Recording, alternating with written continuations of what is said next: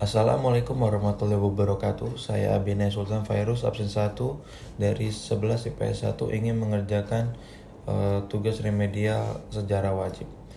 Jepang menandatangani penyerahan kepada sekutu pada 2 September 1945 di kapal USS Missouri. Penyebab kekalahannya itu karena kode komunikasi Kaigun diketahui oleh pihak Amerika Serikat. Jadi mendapatkan beberapa informasi yang menyebabkan armada Jepang dihancurkan. Peristiwa bom atom terjadi 26 Juli 1945. Tiga pemimpin negara yaitu Amerika Serikat, Inggris Raya, Cina melaksanakan konferensi deklarasi Potsdam atau bisa dibilang deklarasinya kekalahan Jepang yang berisi semua penjahat perang harus diadili secara keras dan Jepang harus memberikan kebebasan dan melakukan demokrasi serta penghormatan HAM dan lain-lain. Tapi Jepang menolak deklarasi tersebut. Akhirnya jatuhnya bom atom di dua kota di Jepang yaitu Nagasaki dan Hiroshima. Berita bom atom itu menyebar di Indonesia secara cepat, mau itu golongan muda ataupun golongan tua. Karena tiga tokoh Indonesia itu dipanggil ke Vietnam, menambah keyakinan para aktivis bahwa kemerdekaan akan menjadi bahan omongan. Sepulangnya tiga tokoh itu, para golongan muda ini minta buat segera memerdekakan. Cuman dibantah oleh Mohatta golongan tua karena kemerdekaan itu harus diserahkan kepada PPKI. Tapi golongan muda tidak setuju karena takutnya nanti dicap oleh sekutu kemerdekaan Indonesia ini adalah buatan Jepang.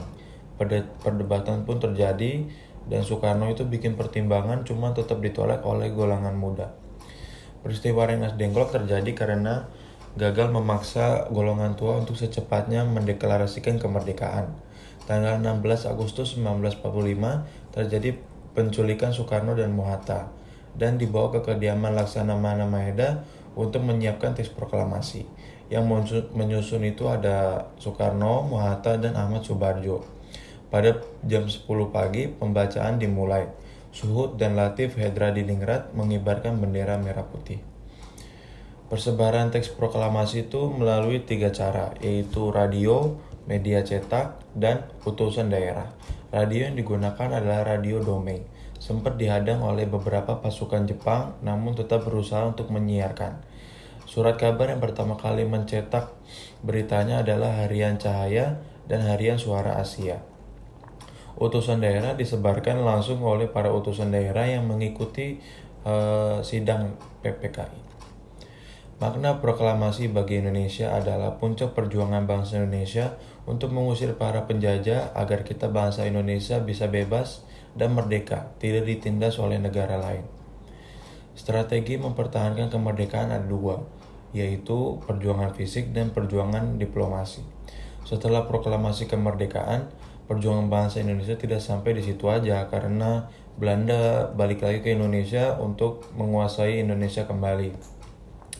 Pada perjuangan fisik, ada Perang Surabaya yang terjadi tanggal 25 Oktober 1945. Tentara Inggris yang dipimpin oleh Brigjen Malabi menduduki gedung pemerintahan yang dijaga oleh golongan muda. Akhirnya terjadi bentrok peperangan. Lalu Soekarno datang untuk menghentikan pertempuran tersebut. Berhasil.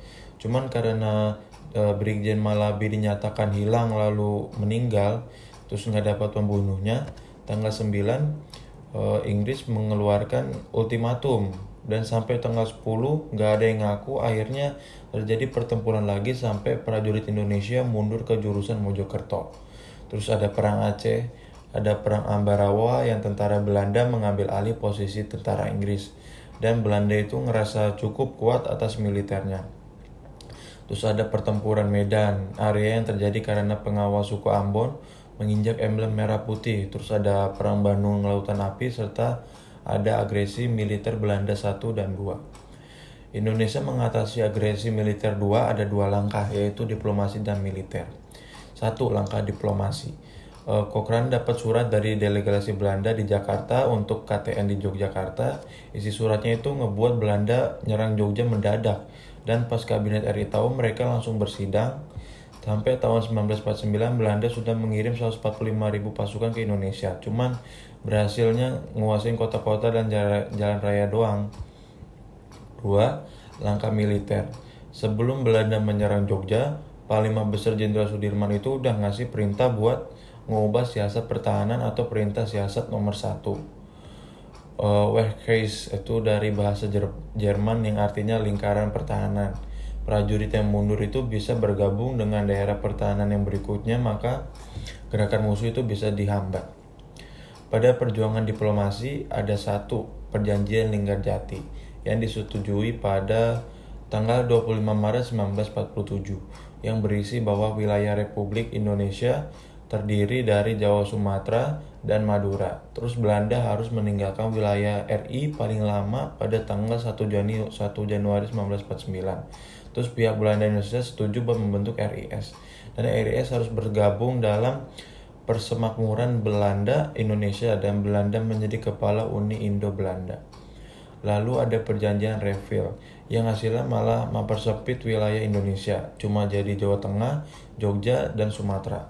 Terus disetujui garis demarkasi yang memisahkan antara Indo dan Belanda. Terus TNI harus ditarik mundur dari daerah-daerah kantongnya di Jawa Barat dan Jawa Timur. Terus ada perjanjian Royan yang berbunyi bahwa Indonesia sanggup buat menghentikan gerilya, bekerja sama mengembalikan dan menjaga keamanan ketertiban, turut serta di KMB. Dan ada statement delegasi Belanda yang diucapkan oleh Dr. Van Rooyen yang berisi pengembalian pemerintahan RI ke Yogyakarta pada 24 Juni 1949. Penghentian permusuhan akan dibahas pertemuan selanjutnya. Dan KMB itu diadakan di Den Haag. KMB merupakan solusi yang ditawarkan oleh UNCI untuk mengakhiri konflik Indonesia-Belanda. Melalui KMB inilah tercapai pengakuan kedaulatan Indonesia sama Belanda pada 27 Desember 1949. Sekian, terima kasih.